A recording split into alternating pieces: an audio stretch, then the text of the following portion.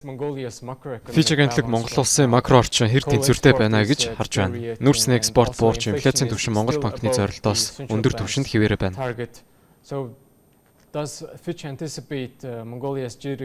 Монголын дотоодын нийт бүтээгдэхүүний өсөлт улам удаашрах эрсдэл байна уу? Инфляц мөн хэр том сорилт болж байна?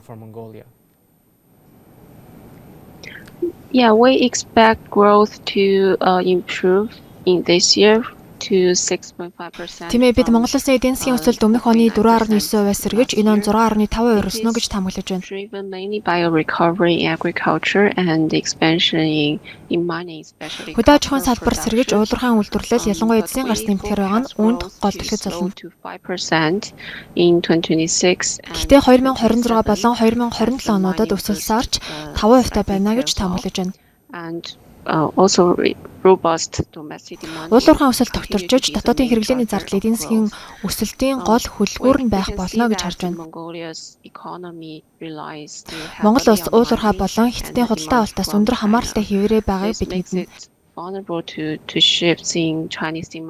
Тэгэхээр хятадын эрэлтийн динамикийн өөрчлөлт түүхийн эдийн үнийн хэлбэлзэлд эмзэг хэвээрээ байна гэсэн үг.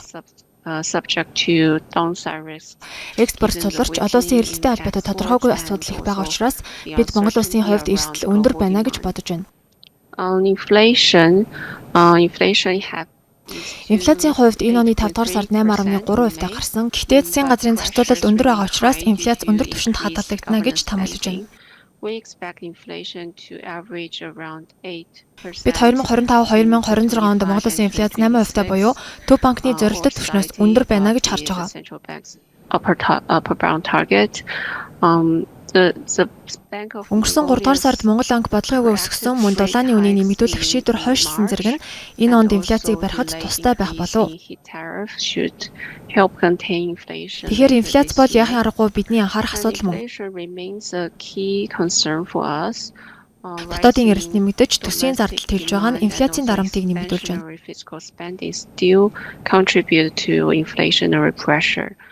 Тиймээс бид нөхцөл байдлыг анхааралтай ажиглаж явах нь. So the Central Bank of Mongolia has just Монгол банк сүүлд бодлогын үгээ 12% хэвээр үлдээхээр шийдвэрсэн. Бодлогын үгийн одоогийн түвшин инфляцийг барьж макро эдийн засгийн доктортой байдлыг хадгалахад хэр үр дүнтэй байна гэж Fitch харж байна.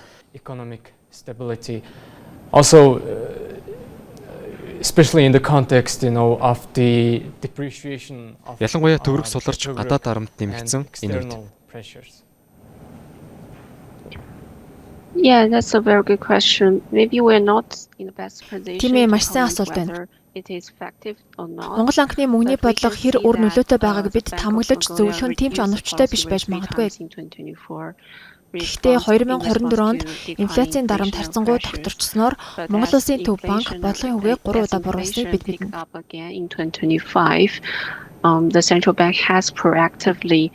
Гэхдээ 2025 онд инфляц эргэн ирчимдснээр өнгөрсөн 3 дугаар сард Монгол банк бодлогын үгээ 12% өсгөж энэ түвшинд нь хадгалж байна.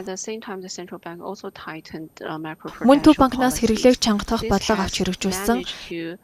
Энэ нь инфляц тогтворчход сайнаар нөлөөлж Монголын инфляцийн түвшин 9.6% байснаас 5 дугаар сард 8.3% болж сарсан. Та сая төгрөгийн ханшийн үнэлтийн талаар дурдлаа. 2024 онтой харьцуулахад энэ онд төгрөгийн ханш огцом суларсан.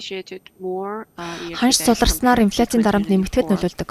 Гэхдээ нөгөө талаасаа гадаад тэнцвэргүй байдлыг давж гарахад тусдаг. Экспорт буурсан ч импортын эрэлт удаашрж байгаа учраас төлбөрийн тэнцлийн алдагдлыг харьцангуй зохицуулах боломжтой гэж харж байна. Мөн уулуурхайн салбар огцом өсөлттэй байсан сүүлийн жилүүдэд Монгол банк валютын нөөцөө нэмэгдүүлж чадсан. Одоогоор 5 гаруй тэрбум $, гадаад валютын нөөцтэй байна. Үүнээс гадна Монгол банк Хятадын ардын банктай байгуулсан swap хэлцлийнхээ тодорхой хувийг эргэн төлсөн. $5 billion. And the central bank had also Ингэснээр гадаадын хөрөнгө оруулалтын цэвэр позиц нь сайжирсан.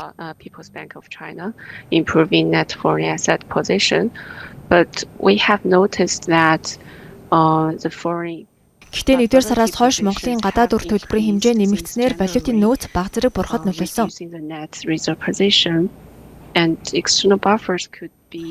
Үүнээс гадна хэрвээ экспорт саарсан хിവэрэ байвал гадаад валютын нөөц улам бурах эрсдэлтэй. Одоогоор нүрсний экспорт тааруу байгаа ч цэцэн экспорт харьцангуй сайн байгаа нь нөхцөл байдлыг зөвлөж байна. Гадаад үрийн эргэн төлөлтийн хугацаа харьцангуй боломжтой байна гэж бодож байна. Гэхдээ л Монгол улс гадаад эрсдэлд маш эмзэг хിവэрэ байна.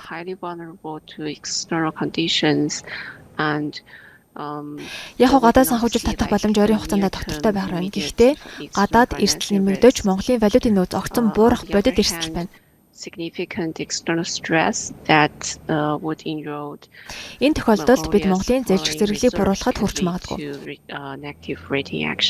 Тэгэхээр бид нөхцөл байдлыг анхааралтай ажиглаж явах болно.